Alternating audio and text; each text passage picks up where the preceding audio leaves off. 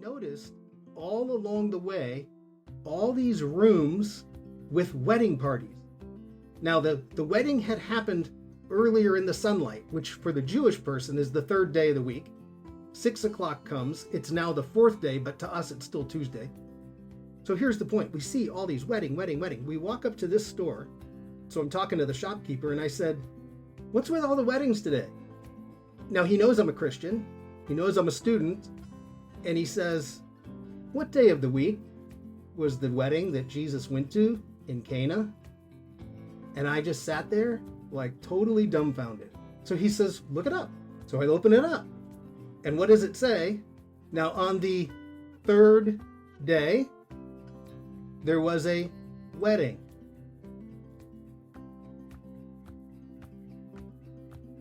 So this is just the two events. This is all overview. This we'll go over and over and over as we walk through the text. I did put on your handout. This was something that we did. I think it's the third lesson in John, second or third.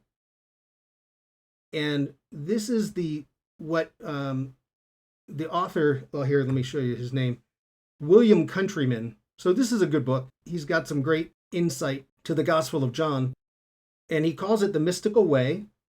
And he's the one who's emphasizing the idea of we're looking at a path of the disciples. How do you get from not abiding in God to fully abiding in God? And it's not that you're not saved along the way, but it's the more of the idea of the transformation that happens, spiritual maturity. And the idea is that somewhere along the line, mystical union with God is really the goal for humanity. So when you look at the Gospel of John, as I mentioned, we're right here at the top. We're still at the very first chapters where the disciples are seeing something about Jesus that they're not really sure what it is, but it's there. So that's chapter 1 and 2. Then you have all of these events that start to bring you closer to God. So that as you gain trust in Jesus, you end up down here with abiding. This is where abiding happens. And we notice in John, it's chapter 17, right? He doesn't call us to abide in chapter 1. He calls us to follow the path, to start getting on the path and be faithful on the path. And that will lead to union with God. Because union with God this is a long-term event. You know, if you're a brand new Christian, the initial enlightenment is all you need to follow. Just start moving and God will work to transform you. So just a reminder that that's where the goal is, at least according to John. Okay, now this is going to be something that has nothing to, well, it doesn't seem to have much to do with the Bible, but it does. Oh, by the way, here, I forgot I put this in this morning. Okay, so you have this mystical path, right? And the mystical path is bringing you to union with God. That's the whole point. And what image does the Bible use for the union with God? Bridal. A wedding, a bride. The bridegroom is going to get his bride. We're the bride of Christ. Now, would that be coincidence that we're at a wedding in Cana where the bridegroom is coming to get his bride? So yeah, and it's the intimacy of when Jesus says, "Repent, for the kingdom of God is near." That word near is the intimacy between a husband and wife. How close is the kingdom of God? Well, it's not 3 feet away. It's near. It's like you can't get any closer than that. So this is where we're going, right? You want to be union with God. And of course, I put in this picture right here because this is Sponsa Christi, the bride of Christ. That's the mystical picture that is from not only from Exodus, that's the wedding that happened at Mount Sinai, where God took his people into a covenant relationship. You know, we miss that. We often think that God is a tyrant and has laws. Nope, he's in a covenant wedding relationship. And ultimately that's carried through to the New Testament. So even that imagery shows up today with the wedding at Cana. Okay, now we need to do a little bit of background. Now this is on number 5, so on the second page. And we need to talk a little bit about days of the week. So, for instance, we have Monday, Tuesday, Wednesday, Thursday, Friday, Saturday, and Sunday. Now, those are our names, what we call the days of the week. But that's neither biblical nor within Jewish culture. So, in the Bible and in Jewish culture, how do they label their days? First day, second day, third day, etc. Yes. Okay. So Monday is 1. Oh, I'm sorry. No, it's not. Monday is 2. Thank you. 3, 4, 5, 6. On the 7th day, God rested. So there you have your Sabbath day. And John says at the very end of John, after Jesus resurrected on the Sabbath day, he says it was the first day of the week. So this is the biblical way of naming your days of the week. So you don't give them, well, how do we do it? How do we Christians name our days of the week? Based on Anglo-Saxon gods. Yes, because that's what we want to do, right? There's some Roman gods and the Anglo-Saxon Nordic gods. And so this is how, when we refer to our days of the week, we go right to the pagan gods, which reminds us every day that today is Woden's Day or Odin's Day. So this is modern English. Sunday, of course. Who are we worshiping on Sunday? Now, who are the pagans worshiping on Sunday? The sun. Yeah, that's an easy one. So the Roman god was Apollo. The celestial body is the sun. So they're going to worship the sun, and it's the sun's day on Sunday. Monday is Diana, and she's the god of the moon. So we have Sunday and Moon Day.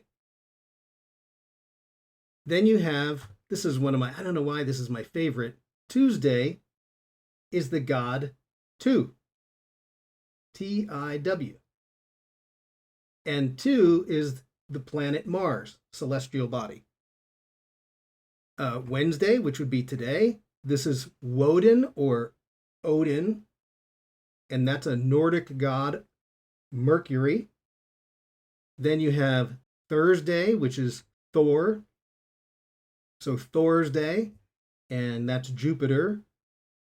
And then Friday, another one of my favorites, I'm not sure why, Frigg, and she is the goddess, she's a goddess, Venus. And then, of course, Saturday was Saturnus. Now, in the Nordic language, Saturdays are different, and it has to do with some kind of washing. I'm not really sure where that comes from, but we use the Roman Saturnus, and then we have Saturday, which is Saturn. Okay, so there's our days of the week. Now, why do they follow the numbers? Yes, Genesis 1. Yeah. Hey, we don't want to think for ourselves and try to come up with names of days. Let's just go to Genesis 1. And God can name the days, day 1, day 2, day 3. That's good enough for us. So they're just going right to Genesis. Another thing that if you consider, now you can't underestimate the importance of Genesis. And it's real tough to study it only in English. But one thing I love to point about Genesis is, as God is creating the world, if we think about this idea of transforming the soul, a moment of enlightenment where the light begins to shine, when God creates the world, he starts with, and it was evening, and it was morning. So what comes first? Well, you start at night though, right? So, and it was evening, so a Jewish day starts at sundown, and the first part of the day is dark, and then slowly but surely the light begins to dawn. And so you look at, if you just look symbolically at how God creates the world, it's a movement from darkness to light. Every day, out of darkness and into light. And this is what he's doing with human beings. He's still in the business of darkness to light. As we become enlightened, as his light informs our awareness. So it's a really cool picture of moving from darkness to light. Just a thought about Genesis 1. All right, now let me just tell you a quick story. Okay, this is a Bible shop. It's called Shorashim of the Old City. This is in the old part of Jerusalem. It's in the old city of Jerusalem, in the Jewish quarter. And Shorashim is a word that means roots. Shorashim, Shoresh is roots, or root, singular. Shorashim, roots. And it's a wonderful little shop. The two brothers that own it try to bring in different cultures and religions to have a discussion about where our differences are, how we see things. It's a wonderful shop. So, it was a Tuesday, and we're walking from the pools of Bethesda, and then you have to walk past the Western Wall. And so Bonnie and I we're walking from the pools of Bethesda, we're going past the Western Wall, and we're headed to this shop right here. And what we noticed all along the way, all these rooms with wedding parties. Now, the wedding had happened earlier in the sunlight, which for the Jewish person is the third day of the week. 6 o'clock comes. It's now the fourth day, but to us, it's still Tuesday.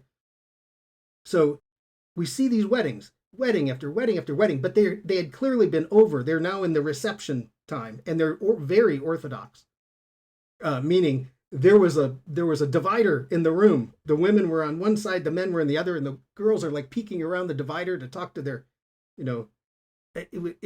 it's so far removed from our own culture today. But so here's the point. We see all these wedding. We walk up to this store. So I'm talking to the shopkeeper, and I said, "What's with all the weddings today?" And now he knows I'm a Christian. He knows I'm a student. And he says, and he gets this smile like he's about to challenge me. He says, "What day of the week was the wedding that Jesus went to in Cana?" And I just sat there like totally dumbfounded. I was like, "What? What do you mean, what day of the week? I have no idea what." So he says, "Look it up." So I open it up. And what does it say? Now, on the third day, there was a wedding. Now, why? Okay, now third day had just been that afternoon.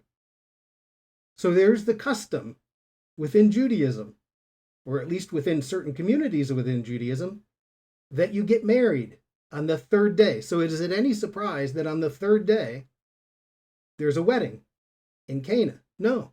In fact, this is one of these things that there are a few things within Jewish culture. Naming your child on the eighth day. There's another one I can't remember. And I think this one that doesn't show up anywhere in Jewish writings until much later, but you see it in the New Testament as a tradition. So he says, "When was the wedding?" And I said, "Well, third day." And he goes, "Yeah, that's today, what we call Tuesday." And I was like, "Oh man, you got to be kidding me." Then his next question, why? Why do you get married on a Tuesday or on the third day? Did anybody Google this? Let's go to, where do they come up with the naming of their days? What's the important chapter? Genesis chapter 1. So what does Genesis chapter 1 is there about a third day? Aha, Rosalind. Yes, Rosalind got it in the chat. Here we go. So if you go to Genesis 1 and the third day, which is verses 9 to 13, there's something unique about the third day because God gives double blessings. So verse 10 has the phrase, God saw that it was good, that it was tov. And then again in verse 13, God saw that it was good. So on Tuesdays, you get a 2-time blessing for the third day of the week. Now, first of all, let me just say this. How biblical are they acting? I mean, we think, Saturday, we'll just go have a wedding because that's just our culture. You don't do anything without going to the Bible. Now, if you read about this, and I encourage you to Google it, you will see that there's no actual firm tradition, but everybody knows the traditions out there. So there's no firm tradition. And then at one point even, and I think this has to do with a lot of the persecution that happened, that the rabbis suggested Thursdays later. They come back and they say maybe on a Thursday. But some of that change came from the fact that there were persecutions at Jewish weddings. Terrible, terrible persecutions. Okay, so now if I go back to this, if you go back to John 1, and it was the third day. See, that's not just a random thing. What's he telling us? This is the day for weddings. And it has something to do with, we go all the way back to that Genesis 1, which John is doing all the time. There's something happening, and it's a third day event. But that's one of the main points. You know, to me, here's a Jewish man he's not a rabbi, but the guy, the shopkeeper, who's talking to me like a rabbi would, because a rabbi wants you to think. He wants you to have the intuitive knowledge inside of you. It's harder to get rid of. It sticks longer when you have the experience of discovering something you didn't know. It's just how well he knew his New Testament too. Now he's works with Christians a lot, so he does know these things. But it was just right off the bat. Well, what day of the week was the wedding in Cana? Oh, third day. Never even thought about it. Okay, now what I'm going to do. All right, this one I looked up. I just Googled this. This is an organization. It's called Chabad, and you can find Chabad pretty much anywhere. Chabad is actually an acronym. This word doesn't mean anything in Judaism.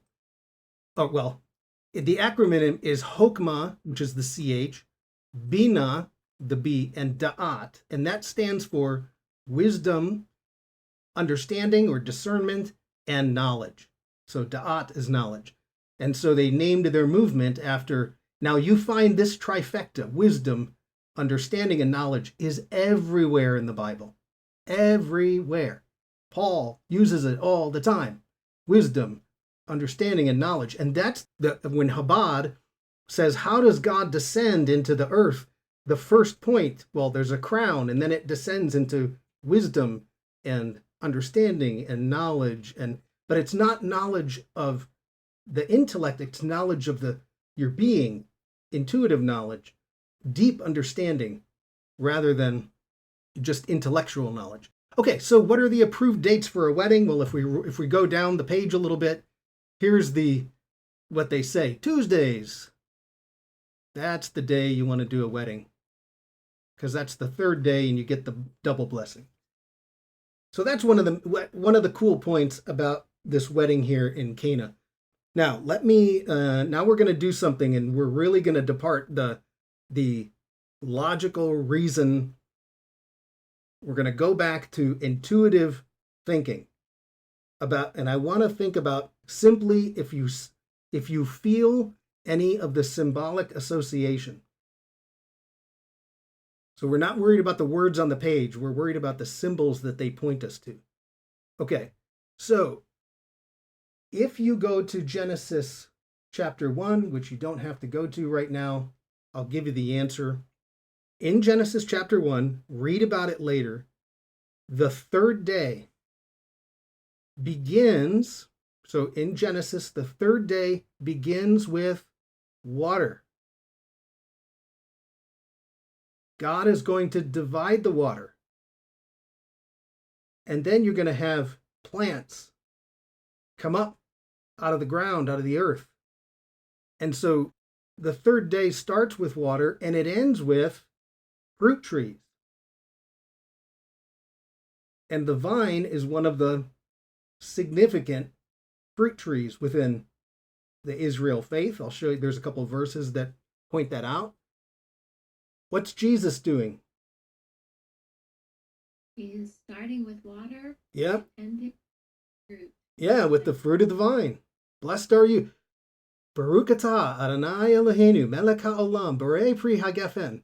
Blessed are you, Lord our God, King of the universe, who created the fruit of the vine. Said every Friday evening when you're about to sip the wine. This is the traditional blessing. I put it on your handout so you could probably see it better. Blessed are you, Lord our God, King of the universe. Now, a Sabbath celebration celebrates the creation of the world. Every Friday night you get to celebrate that God created the world. What a gift. And we celebrate that through wine. You created the fruit of the vine. So is it possible that even the third day in this wedding event that is symbolic of something deeper, the movement from water to wine, just like in Genesis? I put on here from Joel 2:22, I put this on your sheet. Notice the two fruits that they mentioned, right? So do not be afraid, you wild animals. The pastures in the wilderness are becoming green. The trees are bearing their fruit. And the two that they mention are the fig tree and the vine. What was in the story about Nathaniel? Fig tree. And the very next story about the vine.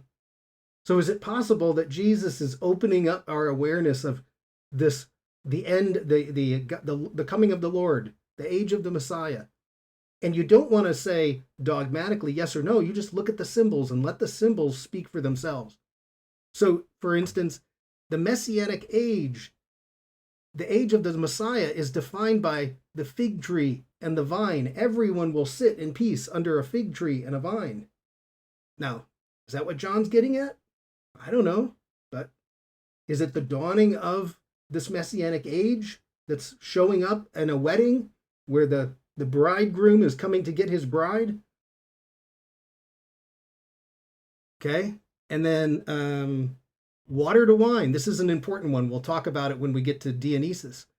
In the ancient world that's everywhere around Israel, that water to wine symbolizes some divinely powered transformation. Because they noticed something. Hey, look, the rain falls in the early spring. And the water would represent the mundane. But that rain then leads us to a vine. We don't know how that happens. That leads us to a grape. We're not really sure how that happens. But also, it leads us to wine. And so the mundane of the water has become something extraordinary. And we didn't have anything to do with it. It was all a divine process, guided by some unseen force. So that water to wine represents that symbolic, divinely powered transformation. Well, what's happening to the soul of a human being when they come to Jesus? You have the same, it's something that goes from mundane to extraordinary, this mysterious process. You know, Jesus tells that parable about the plant. The farmer plants the plant, but every day it grows. He doesn't understand how it grows. And we'll talk about this when we get to Dionysus, but in that ancient world, this water to wine was evidence of the epiphany of the god. So for the worshipers of Dionysus, when they said, oh, look, the water turned into wine, that was evidence of the presence of that god showing up. Now, I'm not equating Jesus at all to Dionysus. He's the vine. But you could see why would John tell this story knowing that Dionysus is right down the road? Well, the presence of God is showing up, right? He's showing up in this very first sign, water to wine. There's that powerful transformation. So You can see we've completely departed any rational thinking here. We're just looking at symbols. And then, because John tells us, who's the true vine? Yeah, Jesus. So we recognize that the soul is something very important that can be transformed. And so when we come to the vine and we're in Him, we receive the benefit of that, and we then transform. And the cool thing about this whole thing of Jesus as the vine is we're the branches, right? And who bears the fruit on the vine? The branches. We do. You're supposed to be the fruit bearing, right? That's us over here. So Jesus says, look, it's through my power that you'll transform, but the world knows that I'm alive because of your fruit. So go produce fruit. And then we have to go out and be the branch. So anyway, okay. And then I just put down here that souls are transformed from the ordinary to the extraordinary. And that is a symbol of water to wine that we just kind of leave. Well, we don't really go down that path. Now, that ends, this is my last slide right here.